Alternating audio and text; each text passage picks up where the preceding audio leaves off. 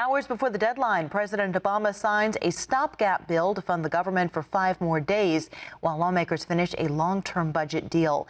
Republicans and Democrats are working toward passing a $1.1 trillion year-long spending bill, but have not been able to come to a final agreement yet.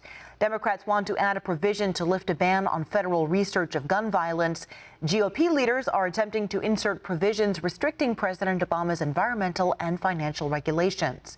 One America's Neil W. McCabe has reactions to the bill from Washington conservatives. In the new Omnibus Budget bill, once again conservatives have been told to wait as their objectives, such as defunding Planned Parenthood and repealing Obamacare, have been pushed off for future consideration. But the bill has not been a complete defeat, as conservatives point to some important wins inside the bill. Grover Norquist, founder and president of Americans for Tax Reform, told One American News the omnibus bill has powerful language to rein in IRS bureaucrats. There's some good news for taxpayers in the omnibus. On the budget side, the IRS's budget is down 17% as a way to punish the IRS. It's now illegal to politically target. Didn't used to be.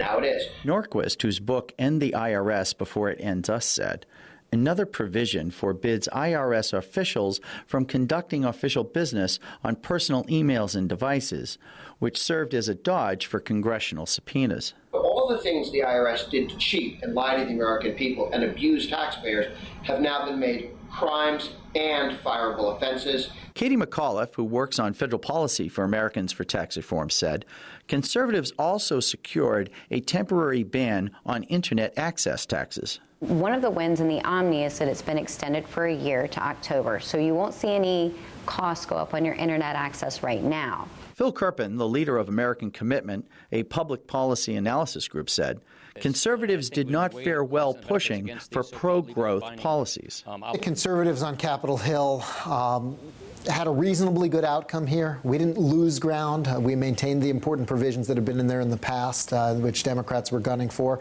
But it is a little disappointing that we didn't get any major new policy victories. On energy, the Democrats did better than the Republicans, he said.